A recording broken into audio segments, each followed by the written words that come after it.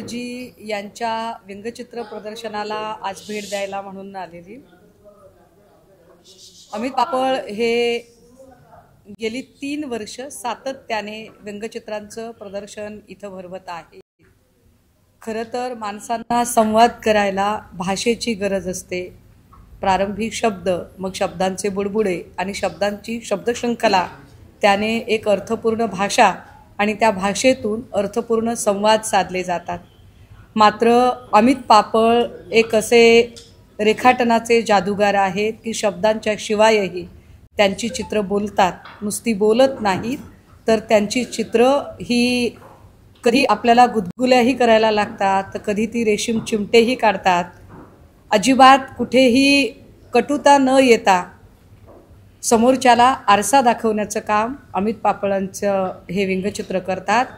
या व्यंगचित्र प्रदर्शनासाठी अनेक लोक दरवर्षी वाट बघत राहतात आणि आम्हाला आनंद आहे की त्यांनी ज्या पद्धतीने एकूण सामाजिक आणि राजकीय वास्तवावर भाष्य केलं आहे। मला एक दालन परळी आणि बीडमध्ये जे काही सध्या चालू आहे त्याच्या संबंधाने व्यंगचित्राचं एक दालन दिसलं। खरं तर मी परळीची असल्यामुळे थोडंसं वाईटही वाटलं की माझ्या परळीचं चित्र असं आहे का, परंतु आहे ते आता मान्य करावं लागेल।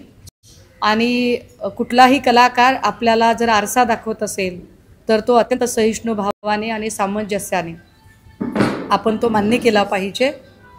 सो मी अमित पापळ यांच्या सृजनशीलतेला आणि त्यांच्यातल्या कलाकाराला खूप खूप शुभेच्छा देते, अभिनंदन करते। आणि भविष्यात त्यांचं जे व्यंगचित्रांच्या संबंधाने जे नवीन कोरं पुस्तक येत आहे त्या पुस्तकाचीही आम्ही सगळेजण आतुरतेने वाट बघत आहोत। जिशान सिद्दीकीने बाबा सिद्दीकीच्या हत्या प्रकरणात जबाब नोंदवले, जे आरोपपत्र दाखल केले त्यातून हा जबाब समोर आले। त्यांचं असं म्हणणं आहे की बाबा डायरी लिहायचे, म्हणजे बाबा सिद्दीकी डायरी लिहायचे आणि त्या डायरीत त्यांनी उल्लेख केला की हत्येच्या दिवशी मोहित कांबोजचा त्यांना फोन आलेला, मेसेज आलेला की एका बिल्डरला मी घेऊन येतो, आणि त्याच दिवशी एका मुंबईतील बड्या नेत्याचा देखील फोन आलेला आहे। राज्य सरकार या सगळ्या प्रकरणाची चौकशी करण्यात कमी पडतंय का आणि त्यांचं विधान किती महत्त्वाचं आहे? नाही, मला असं वाटतं की राज्य सरकार तर कमी पडतच आहे, कारण लोक ठरवून म्हणजे एखाद्याची हत्या केल्यावर हा हमने मार दिया, क्या करना है सो कर लो असं ज्या वेळेला सांगतात त्यावेळेला त्यांचा उन्मत्तपणा आणि ते पोलिसांना काय समजतात या तर गोष्टी पुढे येतातच। पण प्रश्न असा निर्माण होतो की जिशान सिद्दीकींना हे सगळं निवडणुकीच्या आधी का सुचलं नाही? मोहित कंबोज ज्या पक्षाच्या छत्रछायेखाली वाढत आहे त्याच पक्षासोबत गेलेल्या घटक पक्षाकडून जिशान सिद्दीकी यांनी निवडणूक लढवली। मला वाटतं त्या काळातच म्हणजे निवडणूक, पद, सत्ता याही पेक्षा वडील आणि वडिलांशी असणारं आपुलकीचं नातं हे अधिक महत्त्वाचं आहे। आणि तो हत्येचा काळ एवढा सगळा लोटल्यानंतर, कारण आपले वडील डायरी लिहितात ही गोष्ट निश्चितचपणे जिशान सिद्दीकींना आत्ता कळली असेल असं नाही, तर ती खूप आधीपासून माहीत असेल। मग निवडणुकीच्या आधी त्यांनी ती डायरी का बरं काढली नाही? ती डायरी ते आत्ता का काढतात? किंबहुना अनेक घटना जर आपण बघितल्या तर महायुतीतला सगळा बिघाड आपल्या समोर येतो, कारण एकीकडे धनंजय मुंडेंचा राजीनामा घेण्यासाठी तत्पर झालेले भाजपाचे आमदार सुरेश धस असतील, दुसरीकडे शिंदेचे आमदार दळवी सांगताहेत की मी तटकरेंचे असे काही व्हिडिओ बाहेर काढेल की तटकरेंना मी जगणं मुश्किल करेल। काय असे ते आक्षेपार्ह व्हिडिओ असतील? असा कोणता व्हिडिओ आहे की जो व्हिडिओ बाहेर निघाला तर सुनील तटकरेंचं जगणं मुश्किल होईल किंवा सुनील तटकरेंना तोंड दाखवायला जागा राहणार नाही? तर तिसरीकडे भाजपच्या छत्रछायेखाली असणाऱ्या मोहित कंबोजचं नाव जिशान सिद्दीकी घेतात। एकूण महायुतीतले हे सगळे आमदार किंवा घटक पक्षातले जे सगळे हे लोक आहेत हे एकमेकांवरती जे कुरघोड्यांचं राजकारण करत आहेत, मग हे एकत्र कशासाठी आले? जर ह्यांची वैचारिक दिलजमाई होत नसेल तर फक्त आणि फक्त ईडी सीबीआय पासून सुटण्यासाठी, वाचण्यासाठी म्हणून एकत्रित आलेत का? हा प्रश्न माझ्यासारख्याला पडतो। त्याच्यामध्ये अनिल परबांचं सुद्धा नाव आहे की अनिल परब जे आहेत ते संत ज्ञानेश्वर नगरमध्ये एसआरएचा जो प्रोजेक्ट आहे त्याच्यासाठी स्वतंत्र बिल्डर आणण्याच्या तयारीमध्ये होते। त्यांनी अनिल परबांचं नाव घेतलेलं नाही, मात्र एका स्थानिक नेत्याचं नाव जे आहे ते बाबांनी डायरीमध्ये लिहिले, असा जबाब त्यांनी दिला। मला वाटतं प्रश्न आणि उत्तर दोन्हीही तुम्हीच दिलेलं आहे की अनिल परबांचं नाव त्यांनी जबाबात घेतलेलं नाही, मात्र अनिल परबांना तिकडे काही काम करायचं होतं. मला वाटतं या दोन गोष्टींचा एकत्रित बाद्राने संबंध जोडायचं काही कारण नाहीये. ज्या क्षणी म्हणजे एकतर बिश्नोई गँगने स्वतःहून हे मान्य केलं की यस हमने बाबा सिद्दीकी को उडाया आहे, आणि त्यानंतर बऱ्याच गोष्टी धार्मिक अंगाने सुद्धा जायला सुरुवात झाली. खरं तर गेलेल्या व्यक्तीच्या पुन्हा जात आणि धर्मावरून राजकारण करू नये, तो गलिच्छपणा आहे. परंतु आत्ता ज्या पद्धतीने वातावरण तापवलं जातंय, मला आश्चर्य वाटतं की ह्या सगळ्या गोष्टी निवडणुकीच्या आधी का झाल्या नाहीत आणि त्या निवडणुकीच्या नंतर कशा काय होतात, काय पद्धतीचं गलिच्छ राजकारण होतं, हे आकलनाच्या पलीकडचं आहे. किंबहुना पिता पुत्रांनी तरी म्हणजे आपले वडील गेलेत म्हटल्यावर आपल्या वडिलांच्या हत्येला कारणीभूत असणाऱ्या लोकांच्यासाठी त्यांना शिक्षाच व्हायला पाहिजे, ही गोष्ट तत्परतेने जिशान सिद्दीकींना आधी का सुचली नसेल आणि ते आत्ता का बरं त्यावर बोलत आहेत, हे सुद्धा गणित समजण्याच्या पलीकडचं आहे. त्यांनी जो जबाब दिलेला आहे ती महायुतीची पूर्व जी आहे त्या घटनेच्या माध्यमातून पुढे येते. अनेक गोष्टी, मी एकच उदाहरण नाही दिलं. जिशान सिद्दीकींचं आत्ता मोहित कंबोजचं नाव घेणं असेल, महेंद्र दळवींचं सुनील तटकरेंचे आक्षेपार्ह व्हिडिओ बाहेर काढतो म्हणणं असेल, सुरेश धस यांचं धनंजय मुंडेंच्या राजीनाम्यासाठी आग्रही असणं असेल, या सगळ्या जर घटना बघितल्या तर महायुतीत सगळं कुरघोड्यांचं राजकारण स्पष्टपणे समोर दिसत आहे. ज्या पद्धतीने म्हणजे मला तरी जेवढं कळतंय राजकारण त्याच्यानुसार पालकमंत्री पदाला कधीही स्थगिती दिल्याचं ऐकलेलं नाही. ज्या पद्धतीने आत्ता पालकमंत्री पदाला स्थगिती देण्याचा प्रयत्न केला जात आहे हे जर बघितलं तर निश्चितपणे देवेंद्रजींना मुख्यमंत्री म्हणून या सगळ्यांना सांभाळताना नाकी नऊ येत आहेत. किंबहुना शिंदेंना म्हणजे जसा एक सौती मत्सर असतो तसा सौती मत्सर जणू शिंदे गटात आणि दादा गटात चाललेला आहे का, असं सुद्धा वाटण्याला वाव आहे. मात्र या हत्या प्रकरणातला जो मुख्य शूटर आहे शिवकुमार, त्यानं पोलिसांकडे माहिती दिलेली आहे की बाबा सिद्दीकी यांचे संबंध जे आहेत ते दाऊद इब्राहिमशी होते आणि 1993च्या बॉम्बस्फोटामध्ये त्यांचा संबंध होता. या संशयावरून आम्ही त्याची गोळ्या घालून हत्या केली. तुम्ही म्हणतायत की मोहित कंबोजांचं नाव घेणं हे महायुतीतील बरोबर आहे, मात्र दुसरीकडे मुख्य शूटर असं म्हणतोय की त्यांचे दाऊद इब्राहिमशी संबंध होते म्हणून आम्ही गोळ्या घातल्या. दोन परस्पर आहे. नाही, पण समजा दाऊद इब्राहिमशी संबंध आहेत असं जरी म्हटलं तरी काय फरक पडला. अहो, दाऊद इब्राहिमशी संबंध आहेत असे आरोप करणारे देवेंद्रजी, ज्या मलिकांवर आरोप केले होते त्या मलिक साहेबांना आता त्यांनी स्वीकार केलंच का आहे की आता सगळेजण सत्तेत एकत्र आहेतच की. त्यामुळे विरोधी बाकावर असताना बोलण्याची भाषा आणि सत्तेत असण्याची भाषा, या भाषेमध्ये प्रचंड फरक पडतोय. मला असं वाटतंय आता त्यांना काहीच त्यांच्याकडे शुचित्वाची कुठलीच गोष्ट राहिलेली नाही. स्पृश्य अस्पृश्य हा भेद त्यांचा गळून पडलेला आहे. त्यांच्यासाठी आता फक्त आणि फक्त सत्ता आणि सत्ता साधन एवढं एकच शुचित्वाचा मार्ग त्यांना दिसतो. त्यांना आता याच्याशी काही देणं नाही की कोण दाऊदच्या जवळचा, कोण दाऊदपासून लांबचा, कोण देशाचा दुश्मन आहे, कोण देशाचा जवळचा आहे. या गोष्टींवर बोलण्यामध्ये मला नाही वाटत की देवेंद्रजींना फार रस आहे. देवेंद्रजींना आत्ता जर मी चुकत नसेल तर आणि जे चित्र दिसतंय त्याच्यानुसार देवेंद्रजींच्या आता 2-3 टर्म मुख्यमंत्री पदाच्या भोगून झालेल्या आहेत. उद्या भविष्यात देवेंद्रजींनी नरेंद्र मोदींना शह दिला आणि पंतप्रधान पदाचे दावेदार ते व्हायला लागले तर फार आश्चर्य वाटायला नको. कारण ज्या पद्धतीचं राजकारण दिसतंय हे मी फार जबाबदारीनं बोलतेय.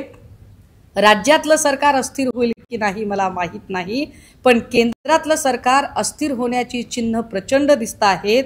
अमित शाह यांची एक वेगळी लाईन आणि नरेंद्र मोदी यांची एक वेगळी लाईन, असा क्लिअर कट फ्रिक्शन दिसत आहे. या फ्रिक्शनमध्ये पंतप्रधान पदाचे दावेदार म्हणून निश्चितपणे देवेंद्रजी भविष्यात अमित शहाच काय नरेंद्र मोदींना सुद्धा आव्हान देऊ शकतात. कदाचित हेच कारण आहे म्हणून कदाचित आपल्याला मी आत्ता हे फार बोलतीये त्यामुळे आपल्याला असं वाटेल की हे होऊ शकतं का, पण मी आपल्याला बिहार निवडणुकीच्या पार्श्वभूमीवर सांगायचा हे प्रयत्न करते की बिहारच्या निवडणुकीत मुख्यमंत्री पदाचा चेहरा म्हणून चिराग पासवानला पुढे आणण्याची कल्पना अमित शहा यांच्या डोक्यात आहे आणि अमित शहा यांनी जर ती कल्पना पुढे आणली तर निश्चितपणे नितीश कुमार केंद्रातला पाठिंबा काढून घेणार आणि नितीश कुमारांनी केंद्रातला पाठिंबा काढून घ्यावा ही तो अमित शहांची इच्छा. कारण आता केंद्रातलं सरकार हे अमित शाह यांना स्वतःला अस्थिर करायचं आहे, हे कृपया आपण समजून घ्या. त्यामुळे मला या सगळ्या ह्याच्यात काहीच वाटत नाही. आणि देवेंद्रजी त्या सगळ्या गोष्टींवरती म्हणजे शिक्यावर लोणी आहे आणि त्या लोण्याकडे लक्ष लावून राहिलेला एक जाऊ दे आता. तर त्या सगळ्यांमध्ये ते जास्त बिझी आहेत. त्यांना इकडे राज्यात काय चाललंय, राज्यातला माणूस जगतोय की मरतोय, इव्हन पालकमंत्र्यांना पण काहीच वाटत नाही. नरहरी झिरवळ जेव्हा म्हणतात ना की मला एका गरीब जिल्ह्याचा पालकमंत्री केलंय, काय बिघडलं, गरीब जिल्हा प्रगती पथावर आणून दाखवा, आव्हान आहे तुमच्यासाठी, सुवर्ण संधी आहे, घ्या ती सुवर्ण संधी. पण तुम्ही गरीब जिल्ह्याचा पालकमंत्री गरीब माणसाला केलं याचा अर्थ तुम्हाला मालदार जिल्हा पाहिजे माल कमावण्यासाठी, तुम्हाला गरीब जिल्हा विकास करण्यासाठी नको आहे. ही सगळी माणसं, यांना जनतेशी काही पडलेलं नाही. मी पुन्हा एकदा ऐका ना, मी TV9 आणि सगळ्याच म्हणजे अगदी इथे G24 तास, लोकशाही, सगळे साव, ABP सगळे आहेत, सगळ्या चॅनलच्या समोर अत्यंत जबाबदारीने हे सांगते.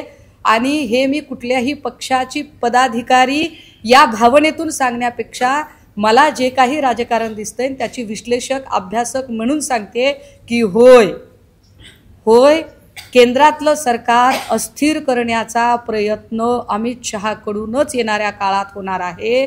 कारण नरेंद्र मोदी यांची एकाधिकारशाही जी आहे ती अमित शहांना सुद्धा मानणारी नाही.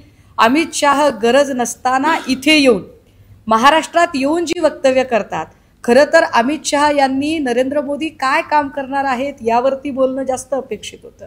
परंतु त्यांचा ज्या पद्धतीचा वावर सध्या महाराष्ट्र, कुंभमेळा किंवा सर्वत्र दिसतोय, त्यांचा ज्या पद्धतीचा वावर बिहार, चिराग पासवान याला पुढे आणण्यासाठी दिसतोय, गरज नसताना नितीश कुमारांना दुखावण्यासाठीचे त्यांचे प्रयत्न चालू आहेत, हे सगळं बघता हे म्हणण्याला प्रचंड स्कोप आहे की होय केंद्रातलं सरकार अमित शहा यांनाच अस्थिर करायचं आहे. आणि भविष्यात मोदींना बाजूला करून शहांनी प्रयत्न केले तर वावगं वाटायला नको. परंतु दोघाचं भांडण तिसऱ्याचा लाभ असं म्हणत शहा आणि मोदींच्या भांडणात ही पंतप्रधान पदाची खुर्ची आपल्याला मिळेल का यासाठी सुद्धा देवेंद्रजी बकध्यान करत आहेत.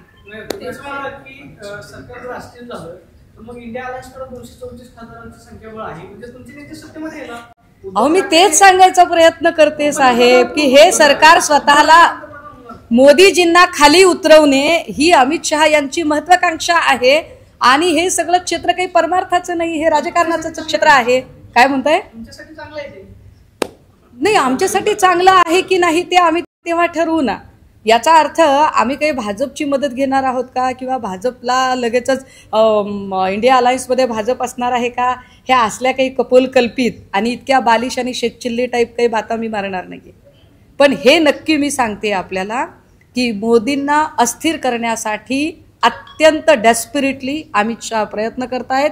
जेवढी मला दिल्ली आणि दिल्लीतल्या पत्रकारांशी बोलताना ज्या काही गोष्टी लक्षात येतात किंवा दिल्लीतल्या अनेक ज्या चर्चा कानावर येतात त्यानुसार हे पक्का आहे की अमित शहांना मोदींना खाली ओढायचे आहे. संजय राऊत उद्धव ठाकरे देशाचं नेतृत्व करू शकतात, म्हणजे पुन्हा एकदा उद्धव ठाकरे इंडिया अलायन्सच्या माध्यमातून देशाचं नेतृत्व करतात. जर अमित शहाने अस्थिर केलं तर मग तुमच्यासाठी चांगली दिवस नाही. आत्ता या क्षणाला एवढं नक्की सांगतोय की मोदींना अस्थिर करण्यासाठी अमित शहा पूर्ण प्रयत्न करत आहेत आणि कदाचित त्यांचे प्रयत्न बिहार इलेक्शनपर्यंत फलद्रूप होत झाले तर नवल वाटायला नको.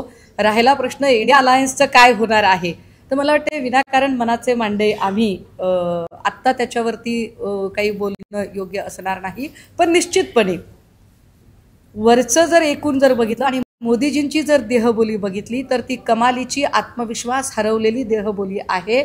आणि मोदींना इव्हन जागतिक राजकारणामध्ये सुद्धा अमेरिकेकडून निमंत्रण न येणे हे सुद्धा एक द्योतक असतं की काय पद्धतीचं चेकमेटचं राजकारण चालू आहे.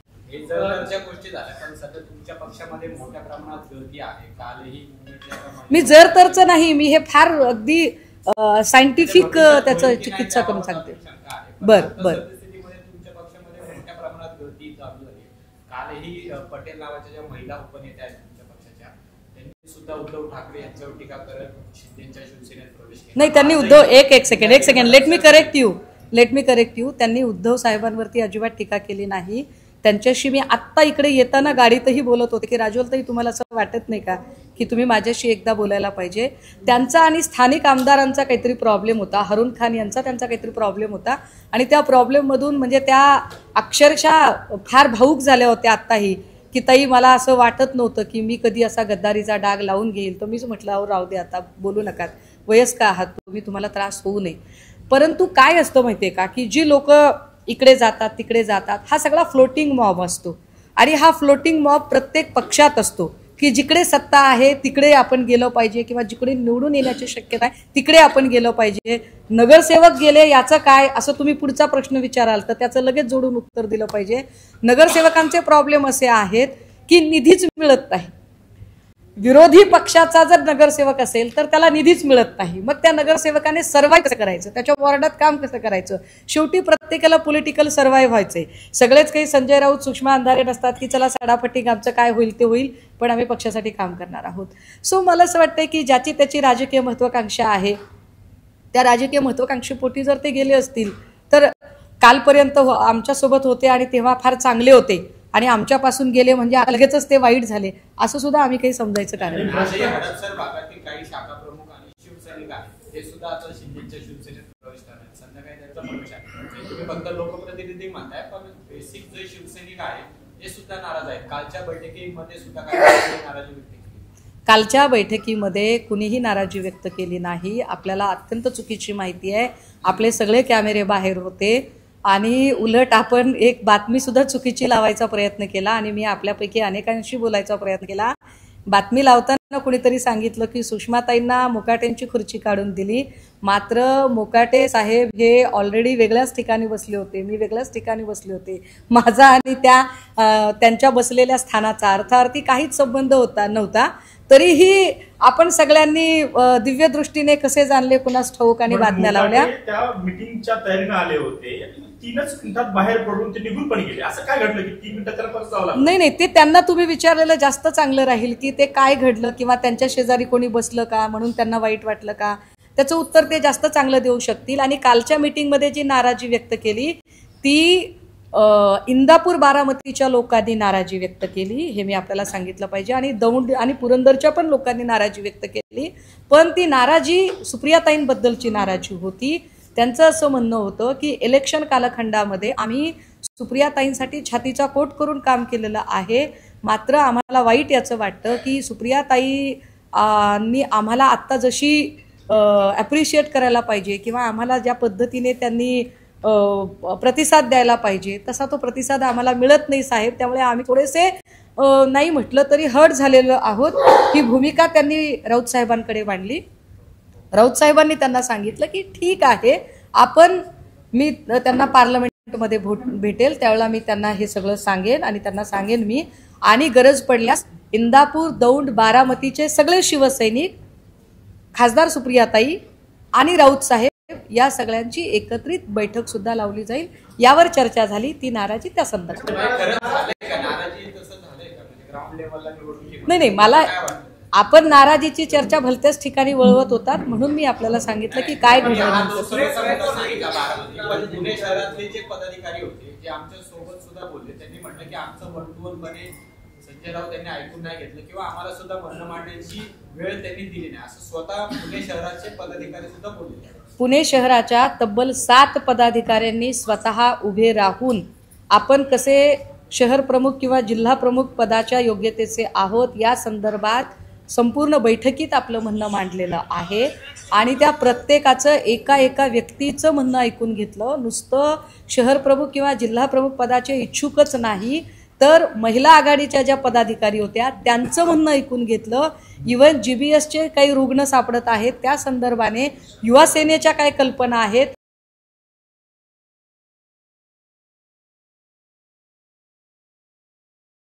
पुण्यातली आंदोलनं, राज्य पातळीची आंदोलनं कोणती आणि महापालिकेच्या प्रश्नांची आंदोलनं कोणती याच्या बायफर्केशनवर सुद्धा चर्चा झाली. त्यामुळे आपण अगदीच अंदाजे जे काही बाण मारताय त्याला काही अर्थ नाही.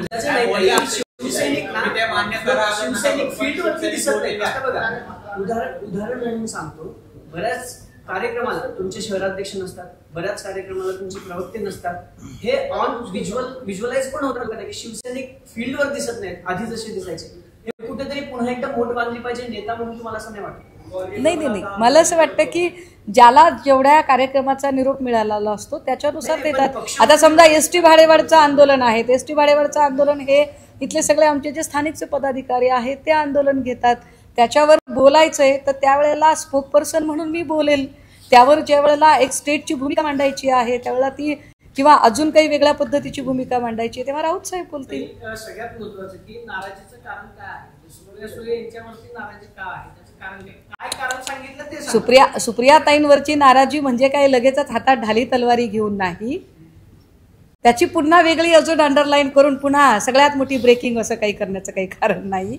सुप्रियाताईंवरची नाराजी म्हणजे अतिशय हक्काची माणसं, आपल्याच माणसावर माणसं रागावतात. सुप्रियाताई आमच्या आहेत, हक्काच्या आहेत आणि त्यामुळे आमच्या ताईंसाठी जर आम्ही कष्ट घेतलेले असतील तर आमच्या ताईंनी आमचं सुद्धा म्हणणं ऐकलं पाहिजे असं कार्यकर्त्यांना वाटणं स्वाभाविक आहे. बस तीच भूमिका त्यांनी मांडली आणि राऊतसाहेबांनी सांगितलं की येणाऱ्या काळात सुप्रियाताईंची, राऊतसाहेबांची आणि सगळ्या पदाधिकाऱ्यांची एकत्र बैठक होईल. इतकंच. चंद्रशेखर बावनकुळे बोलताना असं म्हणाले की उद्धव ठाकरेंनी MIM पक्षाचं संविधान स्वीकारलंय आणि मुंबई महापालिकेसाठी ते आमच्याशी चुकीचं करून पाहतायत आणि काहीतरी पदरात पाडून घ्यायचं त्यांना दिसतंय असं ते म्हणतात. बावनकुळेंचा प्रॉब्लेम असा आहे की ते बिचारे, खरंच मला त्यांच्याबद्दल खूप आपुलकी आणि खूप सहानुभूती आहे. एक OBC नेता धडपडतो असं सुद्धा मला सातत्याने वाटतं, पण त्यांचा प्रॉब्लेम असा आहे की ते अत्यंत चुकीच्या माणसासाठी स्तुतीपाठकाचं काम करत आहेत. कारण देवेंद्रजींच्यासाठी कितीही त्यांनी स्तुतीपाठक म्हणून काम केलं तरी सुद्धा ज्या पद्धतीने चंद्रकांत दादा साईडलाईन झाले किंवा सुधीर मुनगंटीवारला साईडलाईन झाले, तावडे साईडलाईन झाले, अगदी त्याच पद्धतीने देवेंद्रजी बावनकुळेंना सुद्धा वापरून फेकून देणार आहेत. त्यामुळे बावनकुळेजी असलेले संबंध दुखावू नका, भानावर या. अशा स्तुतीपाठकगिरीने काहीही तुम्हाला मिळणार नाहीये. काही बीड प्रकरणात अनेक पुरावे समोर आले, त्यानंतर काही कारवाई झाली नाही, मात्र आता बनावट अटक सुद्धा केली जाते असा आरोप जोसेंनी केलाय त्या प्रकरणामध्ये. मी कालही म्हटलं माध्यमांना आणि पुन्हा एकदा सांगते, खूप लोकांना, बरं झाला हा प्रश्न काढला, ते खूप लोकांना असं वाटतंय की सुषमाताई तुम्ही फार काही व्यक्त होताना दिसत नाहीयेत. मुळात मी याच्यावर खूप वेळा व्यक्त झाली आहे. पुन्हा एकदा सांगते की आपण जे काही पुराव्याची भाषा करत आहात, पुरावे नेत्यांना देण्यापेक्षा पुरावे आपण ॲफिडेव्हिशन द्यावं लागतं. त्या पुराव्यांचं ॲफिडेव्हिशन ऑनरेबल कोर्टला द्या, ते ॲफिडेव्हिशन तुम्ही ऑनरेबल तपास अधिकाऱ्यांना द्या, ऑनरेबल चीफ मिनिस्टरला द्या, पण ते ॲफिडेव्हिशन द्या.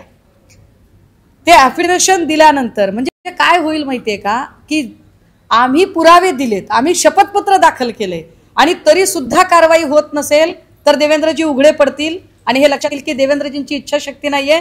देवेंद्रजींना फक्त आणि फक्त मराठा OBC तणाव फक्त करायचा आहे आणि देवेंद्रजींना एक भाजपमधून कुठेतरी मराठा नेतृत्व प्रस्थापित करायचे, त्यासाठी खेळ चाललाय असं चित्र येईल. परंतु जर खरंच त्यांची इच्छाशक्ती असेल आणि पुरावे तिथे दिलेले असतील तर ते ऍक्शन घेतील. दोन्हीपैकी काहीतरी घडत असेल ना, एक तर पुरावे तरीच गेलेले नसतील किंवा पुरावे जाऊनही पोचूनही देवेंद्रजी जाणीवपूर्वक कानाडोळा करतात.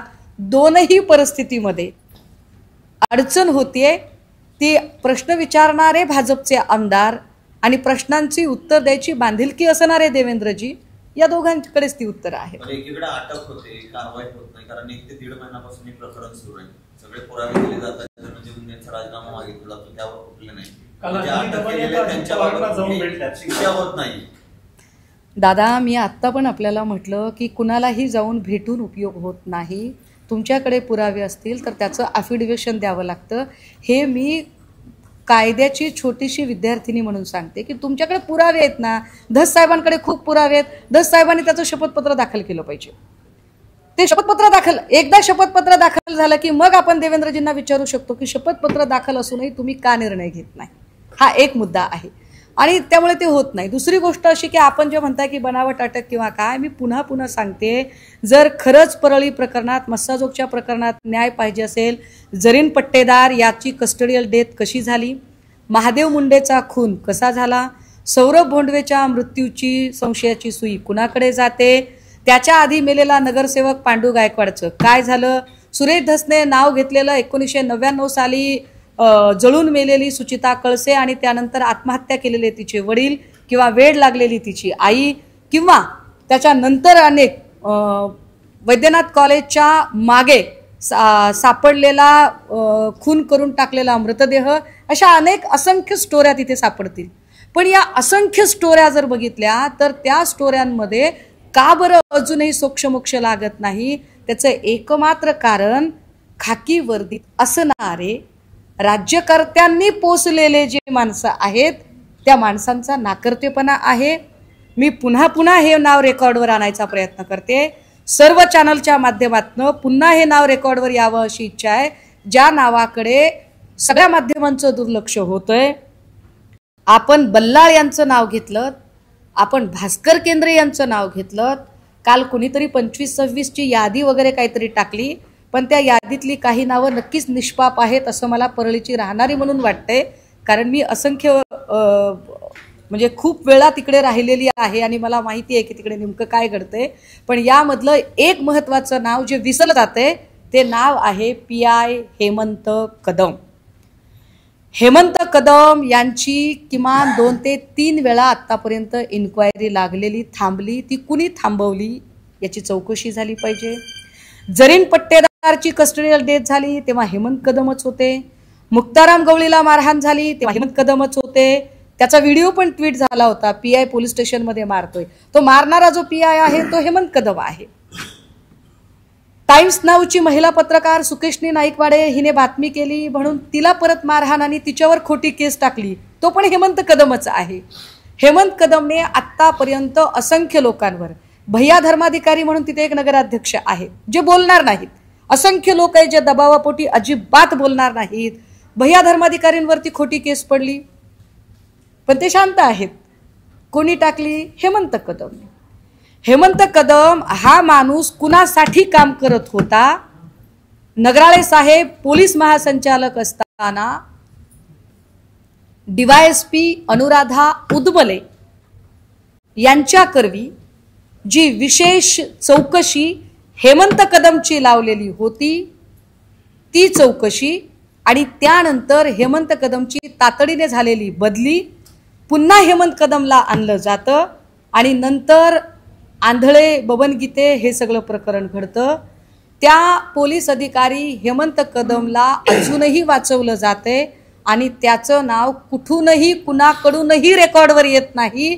मी परळीतली रहिवाशी आहे, मी परळीतली राहणारी आहे आणि माध्यमांच्या समोर हे स्पष्ट केलं पाहिजे. जर आपल्याला आठवत असेल तर सुप्रियाताईंचा उमेदवारी अर्ज भरताना माझं भाषण चालू असताना राष्ट्रवादी काँग्रेसचे युवक अध्यक्ष महबूब शेख खालून म्हणत होते की ताई नाव घ्या कोण आहे. तर माझ्यावर खोटी 307ची केस टाकणारा अधिकारी कोण? तर तो हेमंत कदम. त्या हेमंत कदमला ही बुद्धी कुणी दिली खोटी केस टाकायची? अर्थात त्याच्यात नंतर निष्पन्न झालं नाही, कारण मी आयुष्यभर कायद्याने राहिलेली. परंतु या हेमंत कदमचं अजूनही माध्यमांमध्ये नाव येत नाही. मला वाटतं की इतकं पुरेसं आहे. नाही, तुम्ही आणि संजय राऊत जेवढं सरकारवरती आता स्थानिक स्वराज्य निवडणूक आहे, काळजी करू नका, ऑक्टोबर-नोव्हेंबर नंतर लागतील त्या. सेना ही टिकून राहील का आणि सेनेमध्ये इन्कमिंग होईल का? आणखी जे कार्यकर्ते त्यांची गळती लागेल? फार चांगल्या ओळी आहेत की कुणी आले आणि गेले त्याहूनही जग ओस पडत नाही, जग थांबत नाही. काळाचा महिमा अगाध असतो. इव्हन सुषमा अंधारेने पण या भ्रमात राहायची गरज नाही की मी असेल तर काय होईल, अजिबात नाही. प्रत्येकाची जागा भरून निघत असते. अहंकार कुणीही एका जत्रेने देव म्हातारा होत नसतो. पक्षातही लोक येतात जातात. पवार साहेबांच्या पक्षातून जेव्हा राणा जगजित सिंग वगैरे गेलेले होते त्यावेळेला खूप लोक म्हणत होते साहेब तुमच्या जवळचे तुमच्या गेले काय तुम्ही, काही फरक पडत नाही. तरीही सत्तेत नंतर ते बसले होते. पण मला त्याची काही वाटत नाही. Okay, thank you.